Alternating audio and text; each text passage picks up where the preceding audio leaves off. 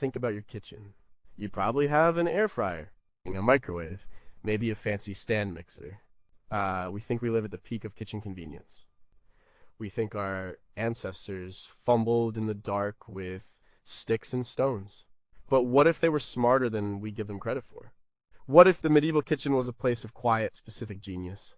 Forget the myths of slop in a bowl. Some of the tools they used were so clever, so perfectly designed for their purpose, that our modern gadgets look clumsy in comparison. They solved problems we don't even know we have anymore. On problems like how to keep a giant chunk of meat turning over a fire for 8 hours without a motor. Or how to break off a piece of sugar when sugar comes in a solid 9-pound cone. These weren't just tools, they were solutions. They were the product of centuries of trial and error, honed by people whose survival depended on getting it right. And then we just forgot them. They vanished into museum basements and dusty history books. So what were these lost inventions? And in our rush for electric everything, what brilliant, simple ideas did we leave behind? Number 17, could a dog really power a kitchen? Sounds like a joke. The idea of a dog running in a wheel to turn a roast over a fire. But it wasn't a joke. It was a real job for a real type of dog. And for centuries, it was a standard piece of kitchen technology. The problem was simple. Roasting a large piece of meat, like a boar or a side of beef, on a spit required constant, slow, even turning. If you turned it too fast, the outside burned before the inside cooked. Or too slow, and it would cook unevenly and drip fat into the fire, causing flare-ups. A person could do it, of course. A young boy called a spit jack or spit boy often got the job. It was hot, smoky, boring, and miserable work, so people looked for a better way. The answer was the turnspit dog.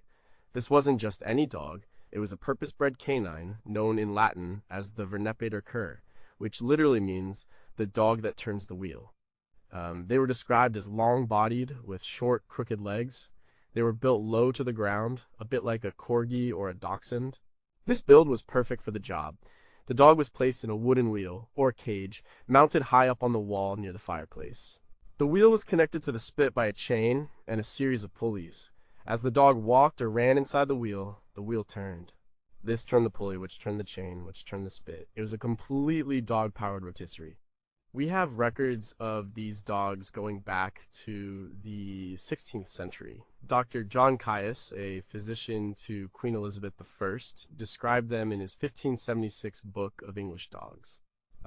He wrote about their long body and short legs and how they were used in kitchens to turn spits. Shakespeare even mentions them in the Comedy of Errors, where a character is insulted by being compared to a curtailed dog fit only to turn a spit. This shows they were a common and recognizable part of daily life. The system was ingenious. It freed up a person from a terrible job. It also had a built-in feedback loop. If the fire got too hot, the dog would naturally slow down or stop, preventing the meat from burning. Some accounts say that kitchens would keep 2 dogs, and they would work in shifts. One story, probably exaggerated, tells of a church in Bath where turnspit dogs who worked in the nearby inn would try to sneak out of the service when the sermon reached a certain point, because they knew it was time for the roasts to go on. Eventually, a purely mechanical solution was invented, the clockwork jack. This was a device powered by a heavy weight, much like a grandfather clock. You would wind it up, and the slow, controlled descent of the weight would turn the spit for an hour or more. Leonardo da Vinci himself sketched a design for such a device around 1480. These mechanical jacks were expensive. They were status symbols found in the kitchens of castles and great houses. At Hampton Court Palace, the former home of King Henry VIII, you can still see the massive fireplaces and the ironwork for the spit systems. The inventory of the king's kitchens listed dozens of spits, some big enough to roast an entire cow. A clockwork jack was essential for a feast on that scale. But for smaller inns and manor houses, the turnspit dog remained the more affordable and common option for a long time. They were used well into the 19th century until enclosed ovens and ranges made open spit roasting less common. The breed itself is now extinct. Once the job vanished, the dog had no other purpose, and it was left to fade away. It was a living, breathing gadget, a piece of biological machinery that we simply don't need anymore. But what don't we know? How exactly did they train these dogs to run in the wheel on command? Was there a specific method, or was it just brute force, like the legend of putting a hot coal in the wheel to make them run? And what was the social status of these animals? Were they treated as valuable working partners like a shepherd sheepdog, or were they seen as just another piece of equipment easily replaceable? Finally, could a similar system of animal-powered mechanics have been used for other repetitive kitchen tasks that we've lost to history? Number 16, how do you cut a rock? Imagine you want some sugar. You don't go to the pantry and get a bag of white granules. You go to a locked box and take out a hammer and chisel. That was the reality of sugar for centuries. Until the late 19th century, sugar wasn't sold in bags. It was sold in large, cone-shaped loaves. These sugar loaves were hard, rock hard. They could weigh anywhere from 5 to 30 pounds. The sugar was refined by pouring the syrup into a conical mold and letting the molasses drain out the bottom. What was left was a solid, dense cone of sugar. You couldn't just spoon it into your tea. You had to break it. This is where the sugar nips came in. Sugar nips were a specialized tool somewhere between pliers and shears. They were made of heavy iron or steel. They had 2 handles and a pair of sharp, tough jaws. Sometimes one jaw was a sharp point and the other was a flat blade. You would place the jaws on the sugar loaf and squeeze the handles together. With enough force, it would cleave off a chunk of sugar. It was a brute force operation. After you broke off a lump, you still weren't done. The lump was then put into a mortar and pestle and ground down into a finer, more usable powder. Getting sugar for a cake was a multi-step, labor-intensive process. The design of sugar nips tells you a lot about the value of sugar. They were often kept with the sugar loaf in a locked wooden box called a sugar chest. Sugar was incredibly expensive, a luxury item on par with spices from the East. It was a status symbol used to show off wealth. The cost came from the labor-intensive process of growing sugarcane, primarily on plantations in the New World using enslaved labor, and then shipping it across the ocean to be refined in European cities like London or Antwerp. Because it was so valuable, you didn't want anyone just helping themselves. The lock and key and the specialized tool were part of the ritual of using this precious commodity. The nips themselves could be plain, functional iron, or they could be decorated with engravings and brass fittings, reflecting the status of their owner.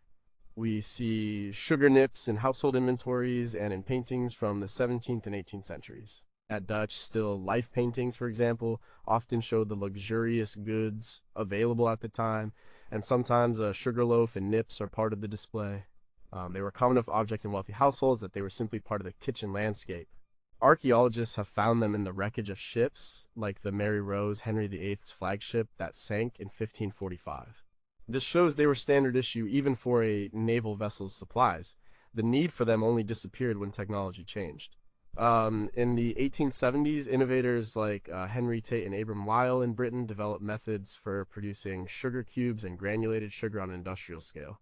Suddenly, sugar was cheap, easy to use, and available to everyone. The sugar loaf and the nips used to attack it became obsolete almost overnight. They went from being an essential kitchen tool to a curious antique. But what are the gaps in our knowledge? We know the basic function, but were there regional variations in the design of sugar nips across Europe? And what might those differences tell us about local sugar consumption or metalworking skills? How did less wealthy households, who might only afford a small piece of a sugar loaf, break it apart without a dedicated tool? Did they just use a hammer, and how much sugar was lost as dust in the process? And finally, are there trace elements or microscopic residues on antique sugar nips that could tell us more about the specific origin and chemical composition of the sugar they were used to cut? Number 15, could a waffle iron exist without electricity? When you think of a waffle, you probably think of a square, grid-patterned breakfast food made in an electric iron. But the idea of cooking batter between 2 hot patterned metal plates is very, very old. It goes back to the Middle Ages, and the tool they used was the wafering iron. A wafering iron looked like a very long pair of tongs or pliers, but at the end, instead of pincers, it had 2 flat, circular, or rectangular plates. These plates were hinged together. The inside of each plate was engraved with a design. It could be a simple grid pattern like a modern waffle, or it could be much more elaborate, a family crest, a religious symbol like a cross or a lamb, a floral pattern, or even a short verse. The process was straightforward, if a bit precarious. You would make a thin batter usually from flour, water, or milk, eggs, and a sweetener like honey. You'd heat the iron's plates directly in the coals of a fire until they were very hot. Then you'd pull it out, open the plates, pour a small amount of batter onto one plate, and quickly clamp it shut. The long handles were crucial.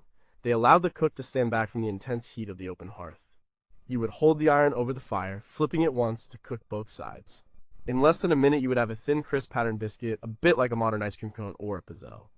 These were called wafers. These weren't just for breakfast. Wafers were a versatile food. They could be eaten plain as a light snack. They could be served as a dessert at the end of a great feast, often alongside spiced wine.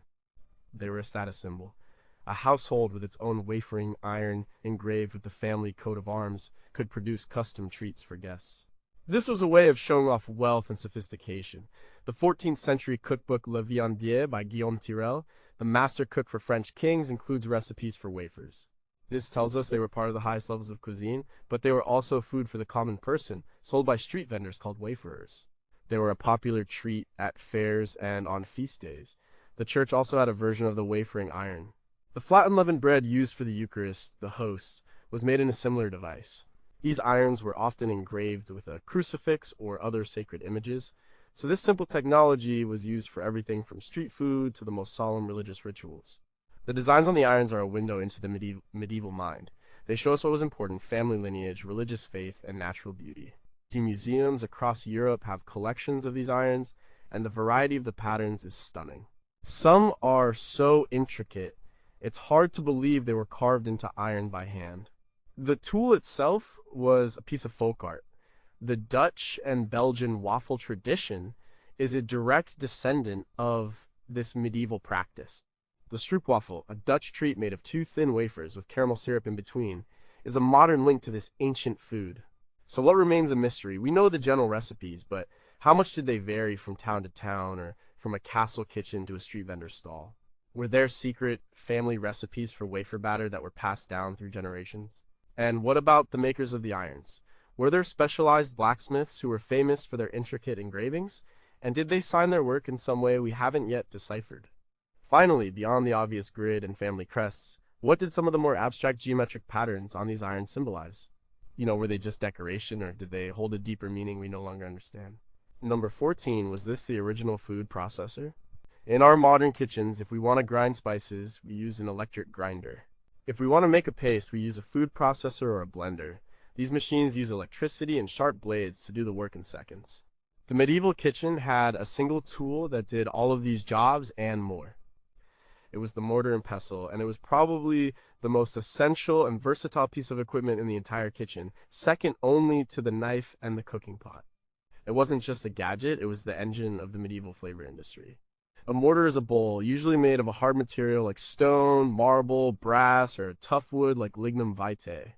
A pestle is the heavy, club-shaped tool you use to grind or pound ingredients inside the mortar. The design is ancient, predating the Middle Ages by thousands of years. But in the medieval period, it was perfected and became indispensable.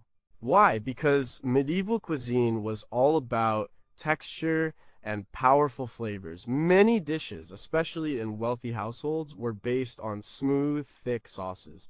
These sauces were often made from bread, nuts, or seeds that needed to be ground into a fine paste. Take almonds. Almond milk was a staple of medieval cooking, especially during Lent when dairy was forbidden. To make it, you would grind blanched almonds in a mortar with a bit of water or broth until they formed a smooth, thick paste. This paste was then thinned with more liquid and strained. This was a huge amount of work, all done by hand.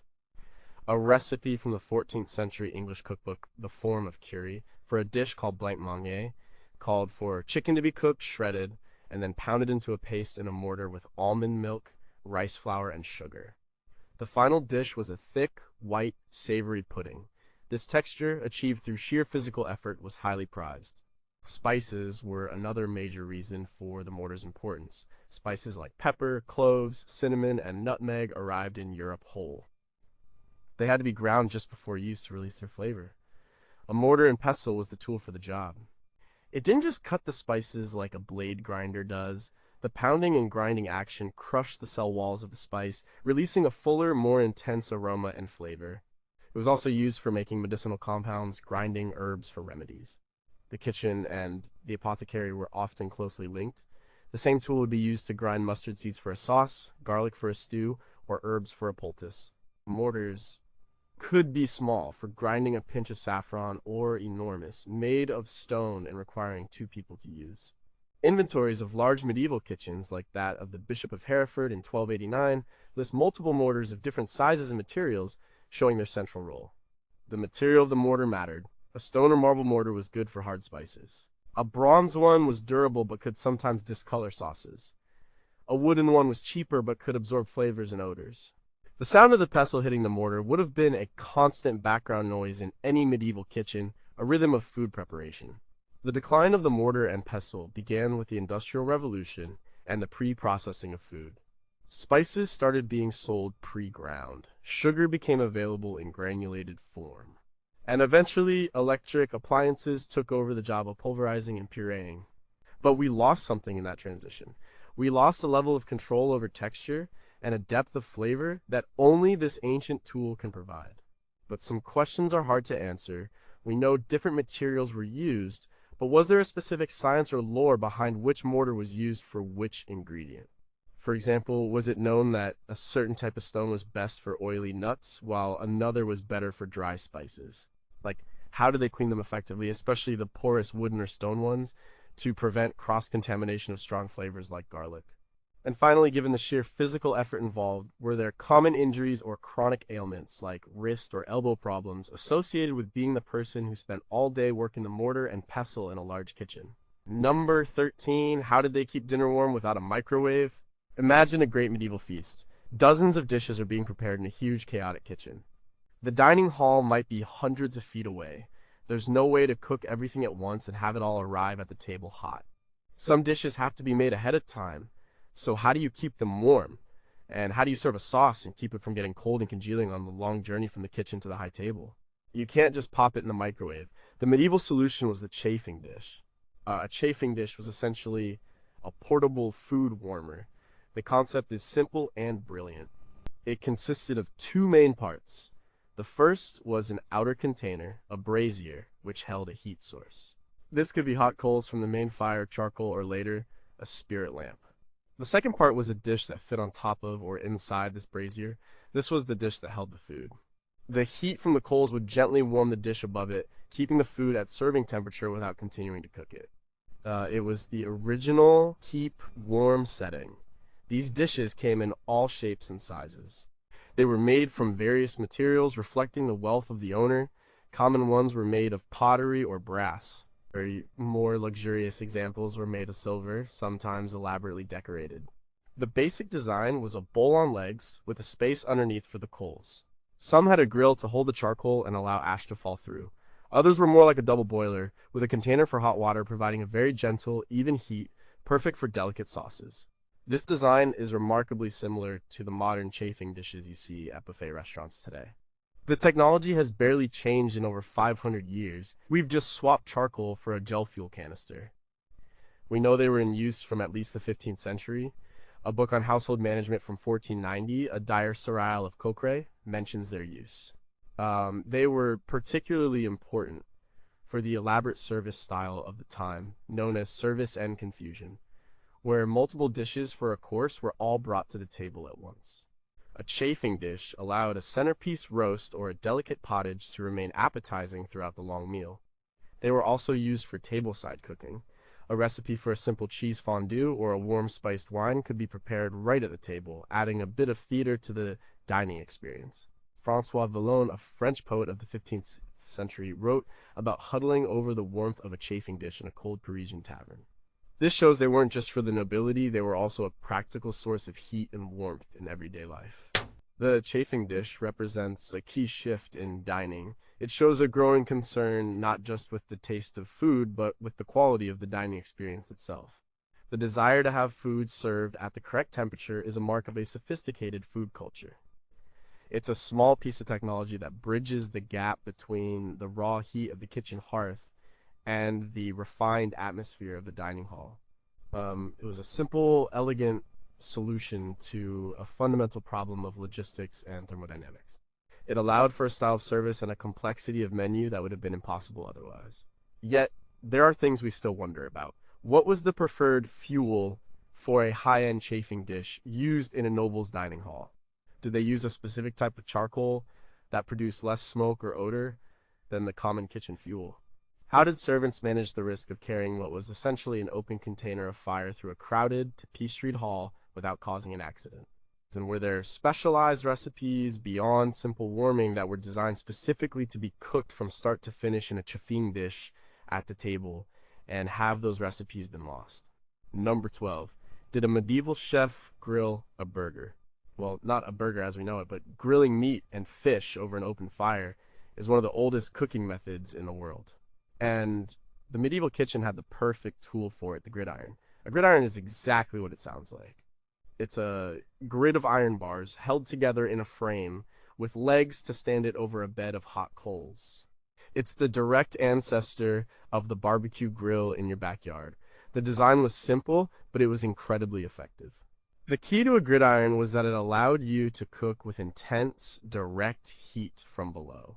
This was different from roasting on a spit, where the meat cooked more slowly from the radiant heat of the fire. While grilling on a gridiron was fast, it was perfect for smaller, flatter pieces of food, fish fillets, thin steaks known as carbonades, sausages, or slices of bread. The iron bars would get screaming hot, searing the surface of the food and creating those characteristic grill marks. The fat would drip down into the coals, creating smoke that would rise and add another layer of flavor to the food. This is the same basic principle that makes modern barbecue so delicious. Gridirons came in various forms. The simplest was just a flat grid with 4 short legs. You would pull a bed of coals out from the main hearth onto the stone floor, set the gridiron over them, and start cooking. More complex versions had a long handle, so the cook could move it on and off the heat without getting burned. Some were hinged, designed to fold in half. You could place a piece of fish between the 2 grids, clamp it shut, and then flip the whole thing easily without the delicate fish breaking apart. This is the same idea as a modern fish basket for a grill. They were so common that they became a symbol. St. Lawrence, who was martyred in the 3rd century by being roasted to death on a gridiron, became the patron saint of cooks and chefs. The gridiron was his emblem. We find gridirons listed in countless medieval household accounts and inventories. The archaeological record is full of them. They've been found in castles, monasteries, and ordinary homes. Their simple, sturdy construction meant they lasted a long time. Cookbooks of the period are full of recipes for grilled foods.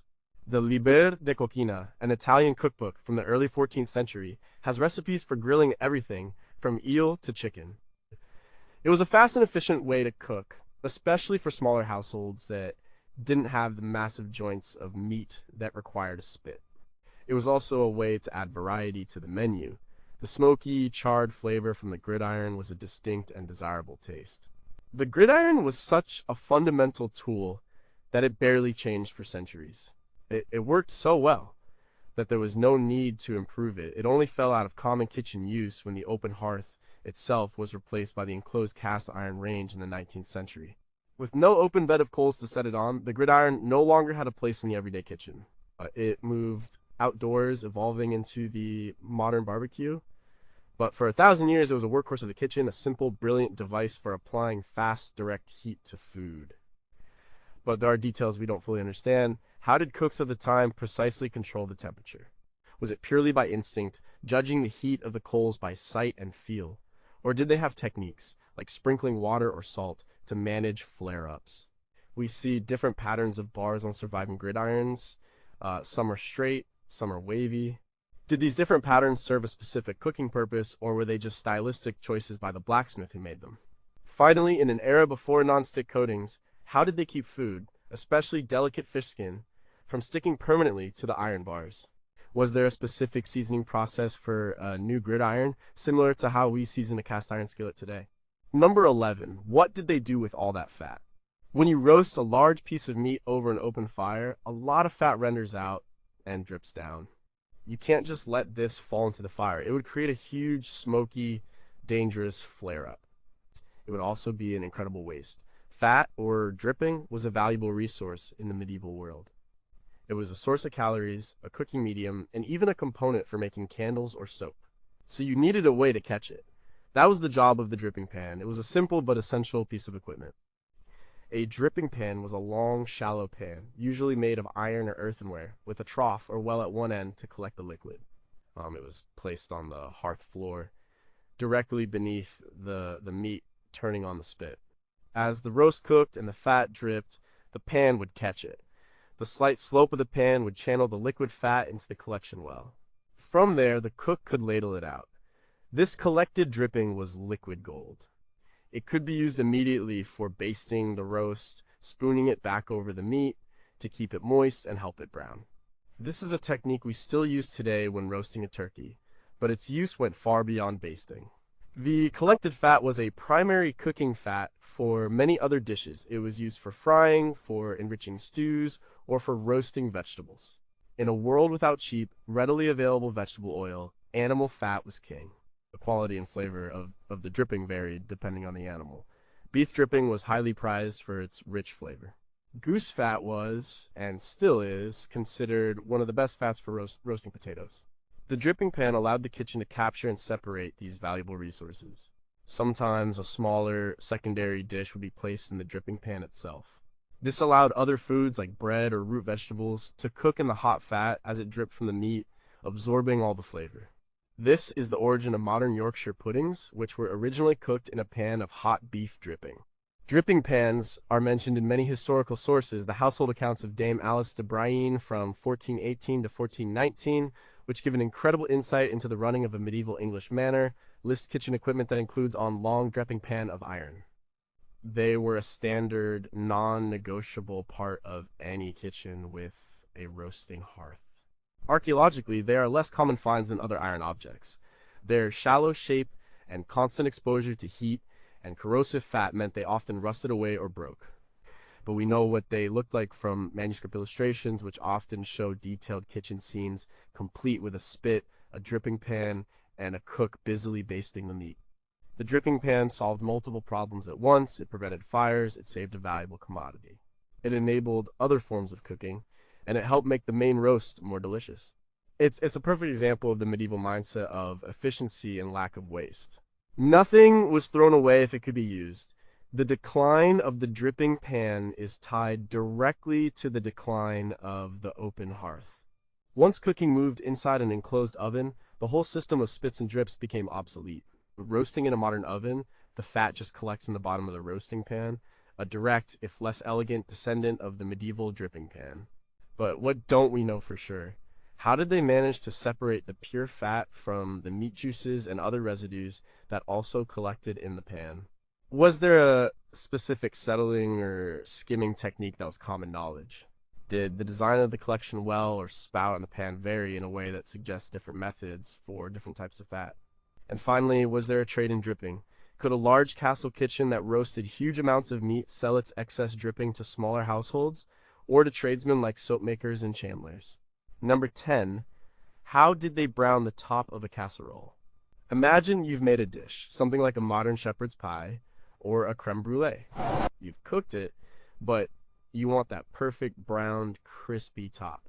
In a modern kitchen, you'd use the broiler or a blowtorch. The medieval kitchen had no broiler. The heat in a hearth comes from below and the sides. So how do they apply intense heat from above? They used a tool called a salamander. A medieval salamander was not the amphibian. The name comes from the mythical salamander, a lizard that was believed to live in fire and be immune to flames. The tool was a simple, brutal piece of iron. It consisted of a thick, flat iron disc or plate attached to the end of a long handle. The cook would thrust the iron plate directly into the heart of the fire until it was glowing red hot. And then they would quickly pull it out and hold it just above the surface of the food they wanted to brown. The intense radiant heat from the glowing iron would scorch the top of the dish in seconds, creating a browned caramelized crust without overcooking the food underneath. This tool was essential for creating certain textures and finishes that were highly prized in medieval and later cuisine. It could be used to melt and brown a layer of cheese on top of a dish of baked pasta. It was famously used for giving creme brulee its signature burnt sugar crust. A layer of sugar would be sprinkled on top of the custard, and the red-hot salamander would be passed over it, instantly melting and caramelizing the sugar into a sheet of glass like candy. This technique is described in a 1691 recipe by the French chef François Massielot. But the tool itself is likely much older. It was the only way to achieve that specific effect. The salamander was a tool that required skill and nerve to use. You were handling a piece of metal heated to over 1,000 degrees Fahrenheit. The long handle was a necessity, but it was still dangerous work. You had to move quickly before the iron cooled down. You had to judge the distance perfectly, holding it close enough to brown the food, but not so close that you set it on fire. It was a tool for a confident, experienced cook. Because of its specialized nature, it was more common in the kitchens of the wealthy, where this kind of fancy finishing touch was expected. A simple peasant kitchen would have little use for such a device. We see salamanders in old kitchen illustrations and find them in collections of antique cooking equipment. Their form is starkly functional, a heavy business end and a long handle to keep the user safe. There was no need for decoration, only utility. The salamander represents a desire for culinary refinement. It shows that medieval chefs were not just concerned with cooking food until it was edible. They cared about presentation, texture, and the complex flavors created by processes like the Maillard reaction and caramelization. They were pursuing a level of culinary artistry that required specialized and sometimes dangerous tools. The modern electric broiler does the same job, but it lacks the drama and the hands-on skill of the glowing salamander. But what are the specific details we're missing? Were there different shapes and sizes of salamander heads for different tasks, a long, narrow one for browning rows of pastries versus a large, round one for a whole pie? How did a cook know when the iron was at the perfect temperature? Was it judged purely by the color of the glow, a skill passed down from master to apprentice? And finally, what other forgotten dishes or culinary techniques relied on the unique top-down heat of the salamander, techniques that we have now completely lost because the tool itself is no longer in common use? Number 9, what was a three-legged pot for?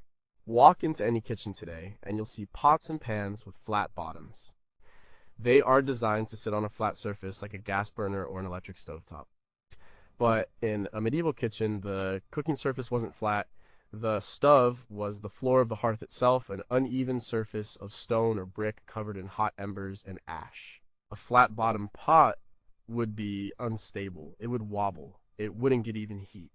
The medieval solution was simple and stable. Put legs on the pot. This was the posnet. A posnet was a small to medium-sized cooking pot, typically made of bronze or another copper alloy, and later cast iron.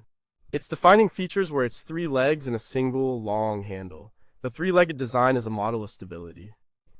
Like a 3-legged stool, a 3-legged pot can't wobble, even on a very uneven surface. The legs allowed the pot to be placed directly into the bed of coals at the edge of the fire. The cook could push hot embers under and around it to control the heat. The long handle allowed the cook to position the pot and remove it from the fire without getting burned. It was a perfectly designed piece of technology for its environment. Posnets were the all-purpose cookware of their day. They were used for simmering stews, boiling vegetables, making porridge, or heating sauces. They came in different sizes, from small ones that held a single serving to larger ones for a family meal. Being made of metal, they were durable, but they were also relatively expensive. A bronze posnet was a valuable household item. Wills and inventories from the period often list them specifically. For example, the will of a London citizen from 1378 bequeaths a brass pot with a long handle called a posnet. Their value meant they were cared for, repaired when broken, and passed down through generations. The word posnet itself comes from the Old French posnet, meaning a small pot. Their prevalence is clear in the archaeological record. Many have been recovered from excavations of medieval towns and castles. Because they were cast in one-piece legs, pot and handle, they were sturdy. The handle usually had a hole or loop at the end, so when not in use, it could be hung on a hook on the wall out of the way. This was a complete self-contained cooking system. It didn't need a separate stand or hook. It just needed a patch of hot coals.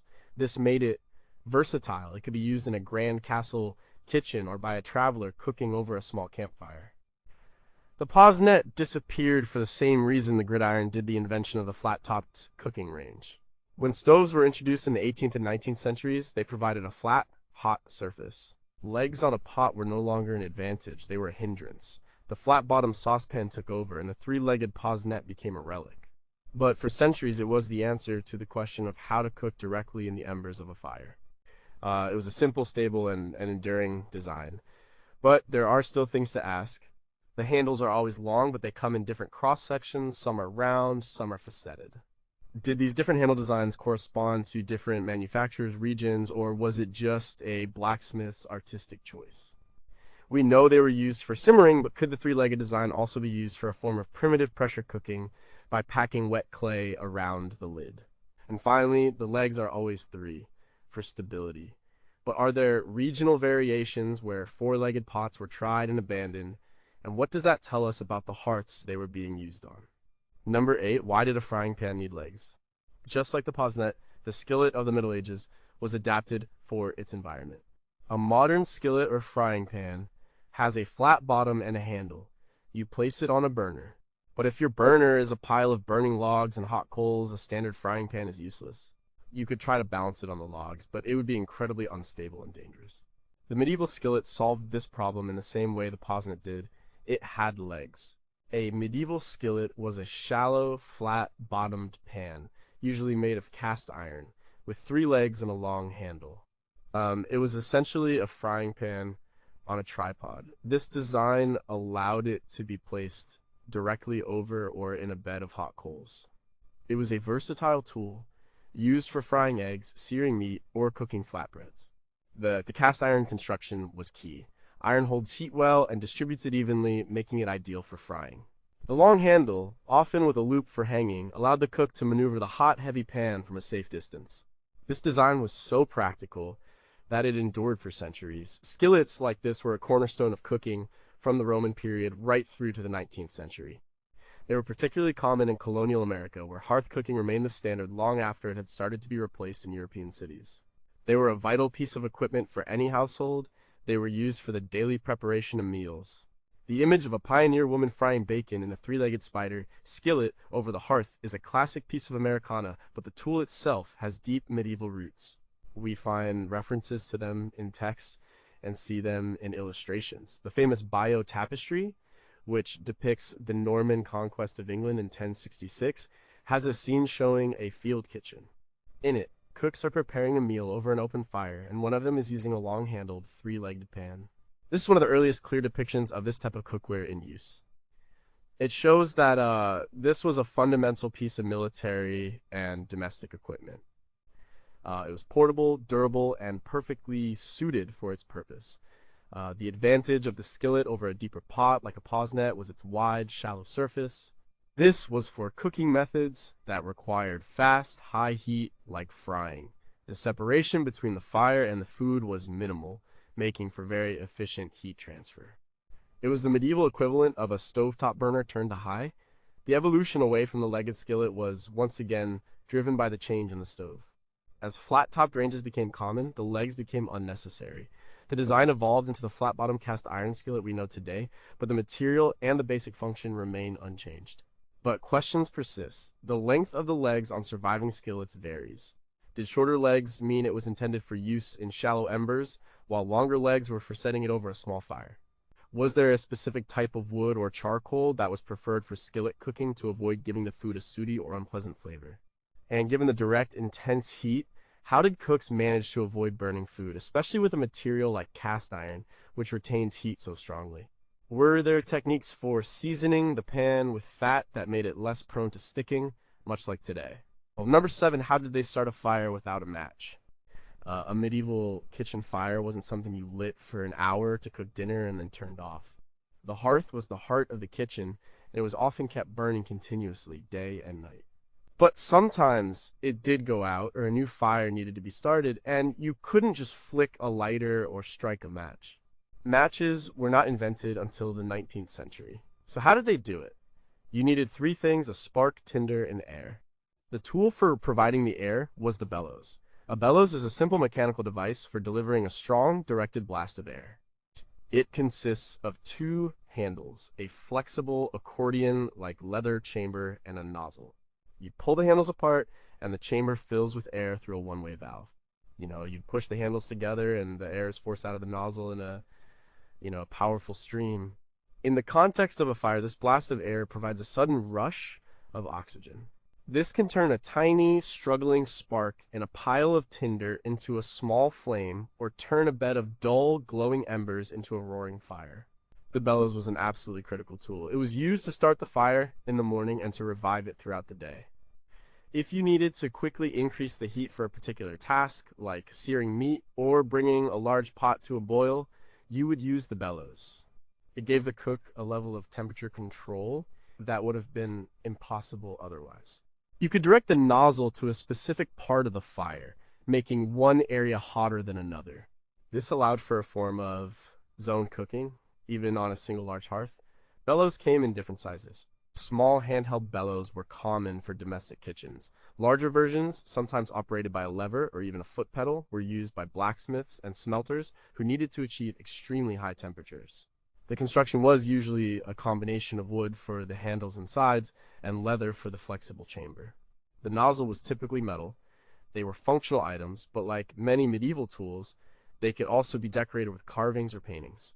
A fine set of bellows might hang by the hearth in the main hall of a castle, ready to liven up the fire for the lord and his guests. The use of bellows is ancient, but they were a ubiquitous part of the medieval and early modern home. We see them depicted in countless paintings and drawings of domestic interiors and workshops.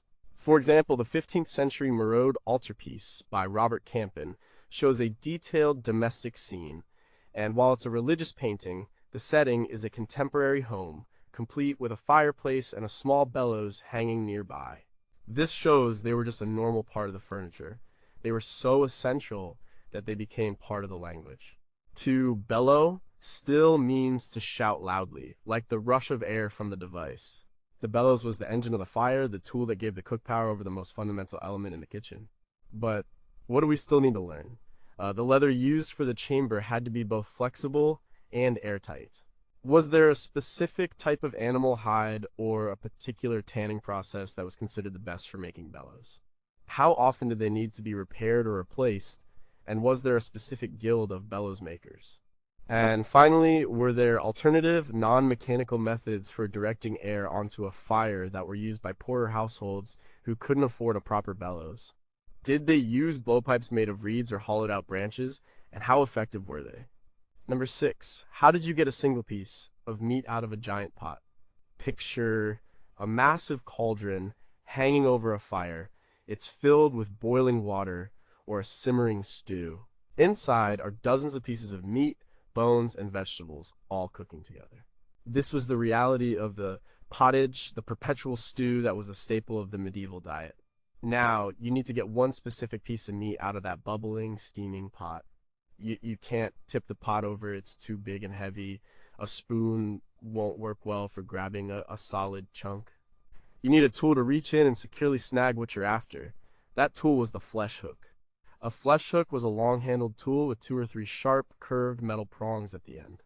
It looked a bit like a giant's fork or a small trident. It was made of iron and was designed for one primary purpose, pulling pieces of meat out of a cooking pot. The long handle, which could be several feet long, kept the cook's hands and arms away from the boiling liquid and the steam. The sharp prongs could be used to pierce a piece of beef, a chicken, or a hunk of salt pork and lift it cleanly out of the pot. This was an essential tool in any kitchen that did large-scale boiling or stewing, which was nearly all of them. The one-pot meal was a cornerstone of medieval cooking for both rich and poor. In a wealthy household, the cauldron might be filled with expensive cuts of meat for the Lord's table. In a peasant home, it might be a mix of cheaper meats, grains, and whatever vegetables were available. In both cases, the flesh hook was the way you served the solid ingredients. It was the medieval equivalent of a pair of tongs or a slotted spoon, but much more robust and suited to the scale of the cooking. Flesh hooks are one of the most common iron artifacts found on medieval archaeological sites. Their simple, strong design meant they survived well. They have been found in the excavations of medieval London, in castles in Wales, and in Viking settlements from centuries earlier. The basic design, a long handle, and some hooks, is ancient and was used for a very long time. There are even references to them in ancient texts. The Old Testament, in the first book of Samuel, describes corrupt priests using a 3-pronged flesh hook to take the best pieces of sacrificial meat for themselves. This shows the tool and its function have been understood for millennia. The flesh hook wasn't just for serving. It could also be used to check if meat was cooked through by probing it to see how tender it was. And it could be used to reposition items in the pot to ensure even cooking. It was a simple tool, but it was a multi-purpose extension of the cook's hand, allowing them to safely and effectively manage the contents of a large, hot, and dangerous cooking vessel. The decline of the flesh hook came with the decline of cauldron cooking. As cooking methods shifted towards smaller pots on stoves and roasting in ovens, the need for a long-handled tool to fish meat out of a giant communal pot faded away. But there are questions that remain. We see variations in the number and shape of the prongs. Some have two, some have three. Some prongs are sharply curved, others are more open. Did these different designs have different specific uses? Was a two-pronged hook better for poultry, while a three-pronged one was better for large chunks of beef? How are the handles attached? Were they welded, or was the iron socketed into a wooden handle that has since rotted away on most archaeological examples? And finally, did the flesh hook have any secondary non-kitchen uses? In a pinch, it looks like it could have been a formidable weapon. Was it ever used for household defense? Number 5, how did they make pies look so fancy? Pies were a huge part of medieval cuisine, but they weren't always the sweet dessert pies we think of today. Most medieval pies were savory, filled with meat, fish, or cheese. The crust, called a coffin, was often a thick, sturdy pastry case designed to be a cooking vessel as much as a part of the meal. For the wealthy, the presentation of food was incredibly important. A pie wasn't just a pie, it was an opportunity for artistic expression. They wanted the edges of the pie to be decorated. The tool they used for this was the pastry jigger. A pastry jigger, or pastry wheel, is a small tool with a handle and a rotating wheel at the end. It's used for cutting and decorating pastry dough. The medieval version was often made of wood or bone, with a small, fluted or patterned wheel. The cook would roll this wheel along the edge of the pie crust before baking. This would trim the excess dough, and at the same time imprint a decorative crimped pattern onto the edge. It was a quick and easy way to give a pie a professional, finished look. This small touch of decoration made a big difference. At a feast where dozens of dishes were presented, visual appeal was everything. Cooks would compete to create the most spectacular looking foods. A neatly crimped edge on a row of pies was a sign of a well-run, skillful kitchen. Some jiggers had more than one wheel. They might have a simple cutting wheel on one side and a patterned wheel on the other. This allowed the cook to cut strips of dough for a lattice top and then crimp the edges, all with a single tool. It was an efficient and clever little gadget. While the fancy pies were for the rich, the jigger was a tool that could be found in many kitchens. Pastry was a good way to preserve food and make tougher cuts of meat more palatable. Even a simple rustic pie could be made to look a bit special with a decorated edge. The tool itself could be a thing of beauty. While many were simple, functional objects, some surviving examples, often made of bone or ivory, are intricately carved. They were personal tools, valued by the cook who used them. It's the kind of tool that would be passed down from a mother to a daughter or a master cook to an apprentice. The pastry jigger never truly disappeared, it just evolved. You can buy a modern version in any kitchen supply store today, usually made of plastic or stainless steel. We still use them for the same purposes, cutting pasta, making lattice tops for pies, and decorating crusts. But the medieval ones with their hand-carved wheels and bone handles connect us to a long tradition of taking pride in the appearance of the food we make. They are a reminder that the desire to make food beautiful is not a modern invention. It was alive and well in the medieval kitchen. So, what are the lingering questions? The patterns on the wheels vary from simple flutes to more complex geometric shapes. Do these different patterns have any regional or cultural significance? Was a certain pattern associated with a particular type of pie, for example, a fish pie versus a meat pie? And what were the very earliest pastry jiggers made from? We have examples in bone, but is it possible they were first made from something more perishable, like wood, and we've simply lost all the evidence of their origins? Finally, were there master carvers who specialized in making these tools, and can we identify the work of a single artisan across multiple surviving examples? Number 4, why was a special box needed for salt? Our salt is so cheap and common today that we take it completely for granted. We buy it in a cardboard box and pour it out. But in the medieval world, salt was a precious commodity. It was white gold. It was essential for preserving food, especially meat and fish, to last through the long winter months. It was also the primary seasoning for food, but salt had a major enemy: moisture. In the damp climate of much of Europe and in a steamy kitchen, salt would quickly absorb water from the air, clumping together and becoming a useless solid block. The solution was the salt box. A salt box was not just any container. It was a purpose-built piece of technology designed to do one thing: keep salt dry. It was typically a wooden box with a slanted, hinged lid. The box would be mounted on the wall, usually near the warmth of the hearth. The gentle, dry heat from the fire would help to keep the contents of the box dry. The slanted lid was also a clever design feature. It meant that soot and dust from the kitchen wouldn't settle on the lid and then fall into the salt when it was opened. It also made it harder for mice or other pests to sit on top of it. The salt box was a fixture in almost every kitchen, from the humblest cottage to the grandest castle. Its prominent place near the hearth shows how important salt was and how critical it was to protect it.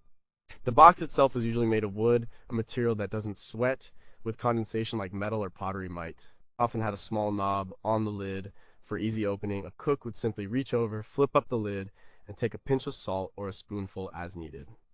It was always within arm's reach. The importance of salt was reflected in social customs as well. At a noble's dining table, a grand, often silver container called a salt cellar would be placed on the high table. The position of a guest in relation to the salt cellar, above the salt or below the salt, indicated their social status. The humble wooden salt box in the kitchen was the workhorse counterpart to this aristocratic display piece. It was the guardian of the household's most vital ingredient. The design was so effective that it remained virtually unchanged for centuries. You can find antique salt boxes from the 19th century that look almost identical to their medieval predecessors. The salt box only became obsolete when our salt itself changed. The addition of anti-caking agents to modern table salt, like magnesium carbonate, solved the clumping problem. And with modern, dry, climate-controlled homes, we no longer need to worry so much about ambient humidity. So the salt box, once an essential piece of kitchen furniture, became a decorative country kitchen antique. But for 1,000 years, it was a small but brilliant piece of design that solved a very real and persistent problem. But what are the unknowns? Was a specific type of wood, one known for its resistance to moisture, preferred for making salt boxes? We see them made of oak and pine, but were there premium versions made of more exotic woods? How did people in extremely damp coastal areas, where even the hearth's warmth might not be enough, adapt their salt storage? Did they have other methods, like keeping a piece of charcoal or baked clay in the box to absorb moisture? And finally, are there microscopic traces of the salt itself preserved in the wood of antique salt boxes that could be analyzed to tell us about the source and purity of medieval salt? Number 3, could you make cheese without a machine? Cheese is an ancient food, a way of preserving the nutritional value of milk. The basic process is simple. You add a coagulant, like rennet, to milk, which causes it to separate into solid curds and liquid whey. Then you press the curds to remove more whey and form the solid cheese. That pressing stage is crucial. It determines the texture and aging potential of the cheese. To do it effectively, you need to apply a lot of steady, even pressure. The medieval tool for this was the cheese press. A cheese press was a mechanical device designed to multiply force. There were several designs, but a common one was a screw press. It consisted of a sturdy wooden frame, a basket or mold to hold the cheese curds, which were usually wrapped in a cloth, and a large wooden screw. The basket of curds was placed at the bottom of the frame. A wooden plate, called a follower, was placed on top of the curds. The screw was then threaded through the top of the frame. By turning the screw, often with a long lever, you would drive the follower down onto the curds with immense pressure. The whey would be squeezed out through the holes in the basket and the cloth, leaving behind a firm, compressed wheel of cheese. This was a serious piece of equipment. It was a machine. It required knowledge of woodworking and mechanics to build. It was typically found on farms, in monasteries, or at manors, anywhere that had enough livestock to produce a surplus of milk. Monasteries, in particular, were major centers of cheese making. Monks had the time, the resources, and the record-keeping skills to perfect cheese recipes over generations. Famous cheeses like Parmesan and Roquefort have their origins in medieval monastic traditions. The cheese press was central to this production. Another design was the lever press. In this version, a long, heavy wooden beam was hinged at one end to a wall or a post. The basket of curds was placed under the beam. A heavy weight, like a large stone, was hung from the far end of the beam. The lever would multiply the force of the weight, applying consistent pressure to the cheese. This was a simpler design, but just as effective. Both types of press allowed a single person to apply hundreds of pounds of pressure, something that would be impossible with body weight alone. The cheese press was a key piece of food technology. It allowed for the creation of hard-aged cheeses that could be stored for months or even years. This was a vital source of protein, especially during the winter. Cheese was a food for everyone. A simple farmer might make a small, rustic cheese for his family. A large estate would produce wheels of cheese to be sold at market. The press was the tool that made this possible on a consistent and efficient scale. It represents a sophisticated understanding of mechanics and food science, long before those terms existed. But there are things we're not sure about. We know the general designs, but how much did they vary from region to region?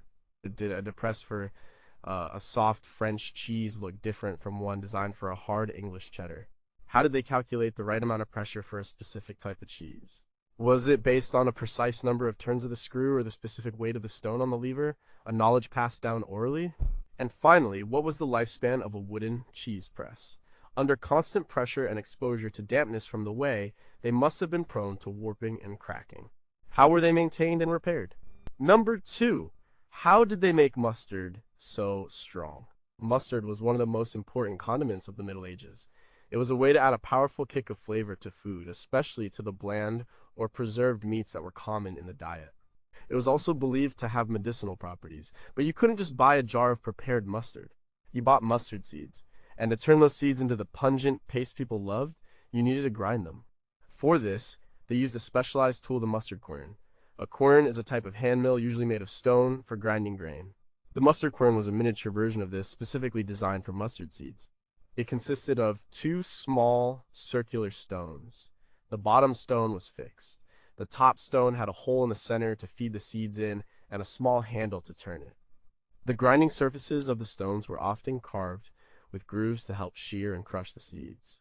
A person would pour the mustard seeds into the hole, along with a small amount of liquid like water, vinegar, or wine, and then turn the top stone. The seeds would be crushed between the 2 stones, forming a paste that would ooze out from the sides. This process was important for 2 reasons. First, it allowed you to make fresh mustard whenever you needed it.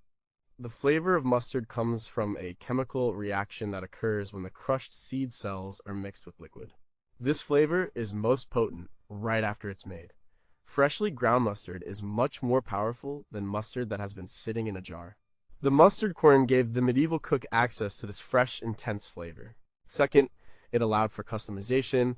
The cook could choose the liquid used for grinding vinegar for a sharp taste, wine for a more complex flavor. They could add other spices like honey or pepper to create their own unique blend. The town of Dijon in France was already famous for its mustard in the 14th century. The Dukes of Burgundy had official mustard makers who would have used tools like these. But mustard querns weren't just for professional kitchens. Small pottery versions have been found, suggesting they were a common household item. It was a bit like having a pepper mill today. It was a small, specialized device for releasing the fresh flavor of a key spice. The design was simple, but it was perfectly suited to its task. The heavy stone provided the right amount of abrasion to break down the tough little seeds. The mustard quern is a great example of a tool that was once common, but has now been completely replaced. The industrial production of prepared mustard in the 18th and 19th centuries made home grinding unnecessary. While companies like Coleman's in England and Maille in France made a consistent, affordable product that was available to everyone. The little stone mills were put away and forgotten. We gained convenience, but we lost that connection to the fresh, fiery taste of mustard made from scratch. But what do we not know? The stones for these querns had to be made of a specific type of hard, non-porous stone that wouldn't shed grit into the mustard. Was there a trade in these specific mustard stones, and where were they quarried? We know they added liquid during grinding, but were there specific ratios of seed to liquid that were considered ideal for different types of mustard? And finally, beyond the basic design, are there micro-wear patterns on the grinding surfaces of surviving querns that could tell us exactly how they were used, the direction of turning, the amount of pressure applied, and how often they were used. Number 1. What did you use before the bread knife? Today, if you want to get a loaf of bread or a pizza out of a hot oven, you might use a pair of tongs or oven mitts. But what if the oven is a deep brick-lined dome and the bread is baking on the hot floor several feet inside? You can't reach in with your hands. You need a tool with a very long reach. For centuries, the tool for this job was the peel. A baker's peel is a simple, elegant tool. It's a large, flat paddle which can be round or rectangular, attached to a very long handle. The design is purely functional. The long handle allows the baker to place a loaf of raw dough deep inside a hot oven without getting burned. The flat paddle provides a stable surface for carrying the wobbly, unbaked dough.